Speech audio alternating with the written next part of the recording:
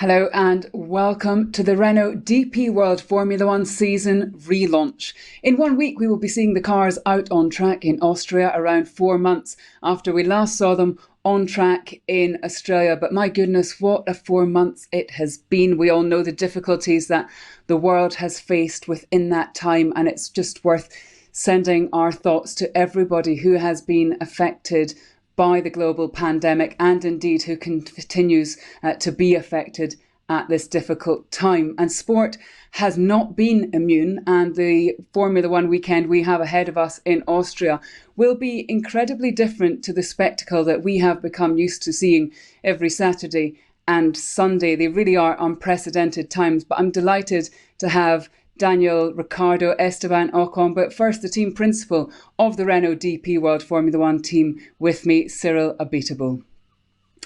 Cyril, great to see you. How are you, and how have the last 4 months been for you? Well, it's been clearly a very, very strange period, as it's been for every single one of us. Well, I'm not going to go back to Australia because I think it's now really behind. Obviously, we can't forget what has happened there, and probably all the work that has gone into the preparation of Austria, the race next week, is also showing how much we were unprepared to the situation in Australia when the situation first occurred on that Thursday evening. So it's been clearly a long road since then, with lots of things. Nine weeks shut down in Enstone, so 7 weeks in Viry. Basically, first focusing on protecting our staff, then protecting our team and our companies, and also protecting the sport. Formula One is very used to negotiating changes, but one of the changes we have is the calendar for this year, a real mix of double headers, even triple headers back again. Is this the right balance for Formula One to try and get a season done? Yeah, I think so. It's probably the price to pay and the right price to pay for a season to take place, a season that will have all the chances to qualify as a championship by virtue of the regulation and sporting code, but also of offering some content. I think we've shown in the world that the content consumption and all the platforms that exist are fantastic. But if you have no content to push in the pipeline, that's also some waste opportunities. I'd like to welcome Daniel Ricciardo to the conversation. He is in a reasonably noisy flat in Monaco. Daniel, we shall crack on, and if it gets noisy, then just let me know. How have you been? You must be raring to go. Yes, I believe they've stopped for a little while, so let's. Someone's going to fall through my roof in a moment, but yeah, I'm well, thank you, and hey to yourself. Hello to yourself and everyone listening or watching. Yeah, so I'm just, as you say, raring to go. Absolutely. And you're probably going to hear from Esteban that he's even more. I feel like November, December was such a long time ago since racing, since competing. But he's got plus 12 months on that, so I can't imagine what Esteban's feeling. But yeah, it's close now. Speaking to a lot of different sports people during these 4 months, there seems to be two camps. There's the camp that says that they cannot live without their sport, and there's another camp who's almost tried to make the most of every day. They say it's been good for the mind, good for the body, and it could even prolong their career. So I presume that you would be in the more positive camp, seeing what you've been doing on your social media and just trying to make the most of it all. Absolutely. It's been certainly taken a lot of positives from it. I think with the way our schedule is, and you get into a rhythm, you're traveling every few days and time zones and jet lag, and you go through quite a bit of sleep deprivation, and you kind of charge on. But I think normally at the end of the season when we stop, I feel like everyone comes down with a cold, or we're just run down. So your body does take a bit of a beating, and that's even aside from just the competition, just the circus and the travel. that we're involved in. But having a bit of a kind of forced break was a chance to not only recover, but it was a chance to really improve. Certainly physical condition, not dealing with time zones and different beds and hotels and whatever. It's like, okay, one place for a few months, and I could actually establish a routine which I could keep for more than 4 or 5 days. It was a 3-month routine, which was really good. So, the negative, of course, was not being able to race, not being able to compete. But being away from it reiterated how much I love it and how much I miss it. So that was, I'll say that was a positive as well.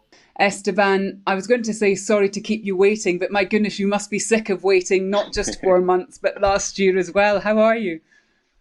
Well, it's been so long since I'm waiting, Lee. Hello, everyone. A year and a half.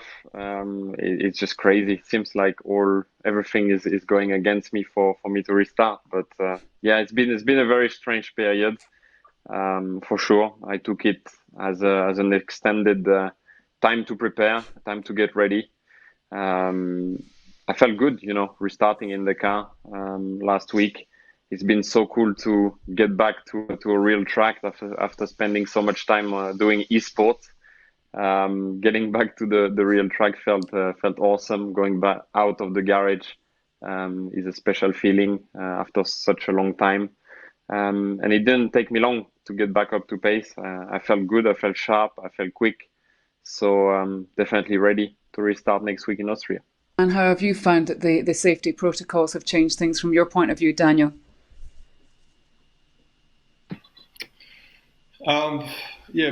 Probably not much for me to elaborate on. Just I'm a hugger.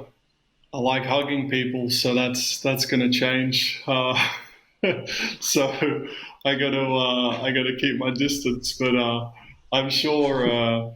We're going to find some new ways to embrace each other, especially after a good result. But obviously we're going to do what we can to keep this thing away and keep it out of the paddock. Obviously we've waited, so long to get back to doing, as I said before, what we love. So we'll do our utmost to make sure that once we get back in there, we can remain and stay strong and healthy and keep it out. So no hugging for now. Esteban, are you changing any of your habits for health and safety reasons due to COVID, and do you feel fit and ready? Massively, yes. I'm changing everything. There's not one single thing that I do the same in my life nowadays when I travel or as soon as I go out to get some food at the supermarket or anything. Everything's different, of course. It's as I said, it would be crazy to have waited so long, to have prepared that much and arrive and be positive at the test, and for myself or risking, myself to be positive and getting risk for the team. So I'm definitely massively careful. Risk zero doesn't exist, unfortunately, but you can take some out if you are careful. Cyril, the next question is for you. Will Renault have an upgrade for Austria? And what about the strategy in terms of upgrades for the rest of the season? Will you stick to the original plan of having an aggressive approach? Absolutely. We've made some tough decision during the break to allow us to do that, to secure the plan, and we will execute that plan. There will be some other decision made that we'll talk on later, but for the time being, on the chassis side, the upgrades are coming. Actually, it's been a huge effort from internal production to get the package from race 3, race 5, race 6. Well, initial numbering, obviously, Vietnam, Netherlands, and Barcelona. That will be on our car in Austria. Those races have obviously not happened, but the performance that was supposed to come will be in Zedveg. But also I want to downplay any expectation, because we know that our car was really, really bad last year. So we just hope that we will be slightly better. And again, because we're still not totally sure of the competitiveness of the car from the winter test, I don't want to say too much at this point. Let's go to Austria. There is a good vibe, but there is clearly a huge satisfaction from the effort that's been put into getting all these parts available in quantity. Also, because we all know that Zeltweg can be harsh for the cars. So, a particular double-header in Zeltweg, even if there's been some curb being removed, we had to plan in quantities also some parts which I hope will bring a decent performance to the car. We hear that new Formula One circuits might be added to the calendar, places like Mugello, Imola, Portimao. How do you prepare for these new venues? I was very excited to hear. The first, I guess, circuit I heard was Mugello, and that was a circuit I raced back in 2007 for the first time, and it was my favorite circuit that season. I loved just the flowing high-speed corners, and I think in F1 it would be amazing. We had a test there. I think it was back in 2012 in F1. But the cars now, these 2020 cars around there would be insane. So yeah, certainly excited if that one takes place. Daniel, we were always going to get to this point. So our next question is, it's unusual for a driver to announce his plans for the following year during the first race of the season. So are you expecting the atmosphere in the team to be different given that you're leaving at the end of 2020?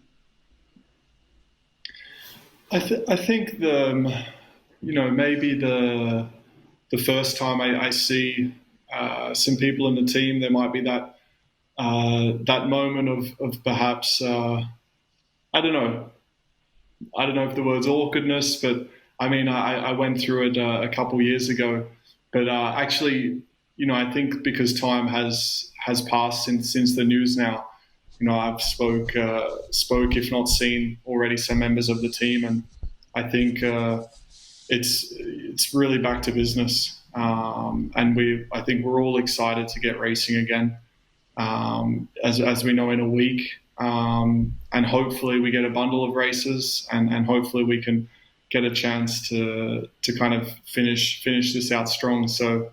And Cyril, just the last word to you. In fact, it's not a question, but just the overriding emotion that's going on within the factory. We've heard from the drivers, but just from a Renault point of view, how excited you are to get back out racing. Oh, very, very much so. As I was mentioning, it's a nice signal, hopefully sent to the world that under certain conditions and under certain also some safety provisions, we are able to operate again. I mean, we know that the fight against COVID is nowhere to be won yet, but probably a life with COVID can exist. And that's probably the demonstration of that restart of Formula One can show to the world. And again, that's a great opportunity to do it. We are probably one of the first global sports platform to do that. And I hope that we do that, obviously, in style next week. Yeah, I think everybody cannot wait for it to start. Cyril, Daniel, Esteban, thank you very much, gents, for your company. Thank you very much to you at home as well, or in your offices, wherever you are. And thanks for sending in your questions. Stay safe and well, and we'll see each other soon. Bye-bye.